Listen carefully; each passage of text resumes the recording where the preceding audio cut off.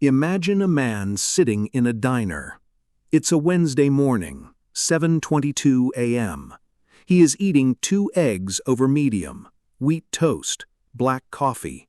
The bill is $8.40. He drives a 7-year-old Subaru Outback with a dent in the passenger door. The waitress, a woman named Gloria, thinks she works in insurance.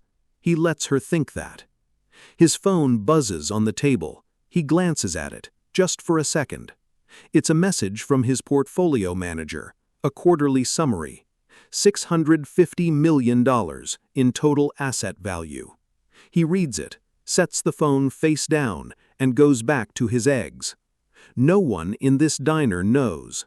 The woman at the dry cleaners on the corner, who presses his shirts, she doesn't know his last name is on the deed to the strip mall her shop sits in. And that is exactly the point. If this man didn't build a tech startup, if he didn't invent a viral app or get lucky with crypto, how does someone build a $650 million empire entirely in the shadows? And more importantly, why is he hiding it? Here is what nobody tells you about real money. It doesn't arrive the way you imagine it. There is no sudden moment where the world rearranges itself around your new position. It accumulates the way sediment accumulates, quietly, consistently, in the dark. For him, it started 11 years ago with $7,200 in savings and a storage auction.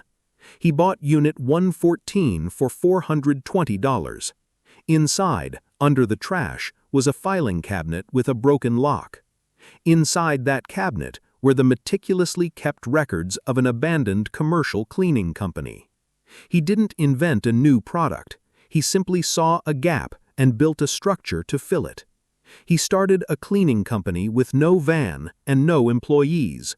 That funded a duplex, which funded a laundromat, which funded a parking lot and a fleet of ATMs. He was building an empire out of the most deliberately uninteresting businesses on earth. But as the numbers grew, a silent, heavy problem began to form. The secrecy, which started out as mere embarrassment over a small side hustle, became a psychological necessity. He realized that extreme wealth changes how every single person looks at you. So he closed the doors. His closest friend, a man named Marcus, has been grinding for 11 years to build a life for his kids. Marcus is thinking about taking out a second mortgage to buy a risky smoothie franchise.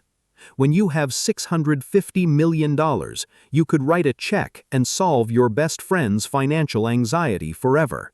You wouldn't even notice the money was gone. But you can't. Because writing that check opens a room in your life that you can never close again.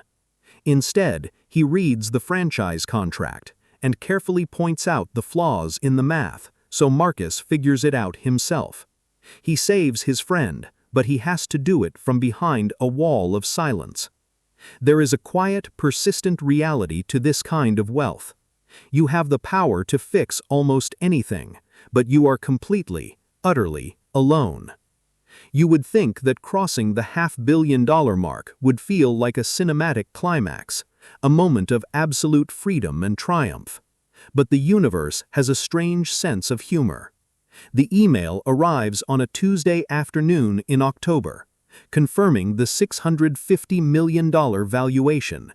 He is not on a yacht. He is not popping champagne. He is standing in the plumbing aisle of a local hardware store, trying to decide between a 3/8 inch and 1/2 inch compression fitting for a leaky faucet in his apartment. A man in a paint-stained sweatshirt squeezes past him. He moves aside. He reads the email, confirming he has more money than small nations. He stands there for a moment. And then he buys the plumbing fitting, drives home, and fixes his sink. That is the brutal, unexpected truth about extreme wealth. The money is just a byproduct. The pursuit of it, the discipline, the quiet observation, that was the actual prize. The next morning, it's Wednesday again. He's back in the corner booth of the diner. Gloria pours his coffee. She doesn't know she parks her car in a lot he owns. She doesn't know the ATM by the door belongs to him. She just knows he's the Wednesday guy who always seems to be thinking about something. His phone vibrates. It's an alert about a 67-year-old man who owns a regional pest control company and is looking to retire. He opens his notebook. He writes the man's name down. Outside the window, the city moves at its ordinary pace, unhurried, indifferent, enormous. Somewhere out there, 23 different boring businesses are running without him. And as he takes a sip from his chipped coffee mug, he realizes the greatest luxury $650 million ever bought him was the ability to remain completely invisible.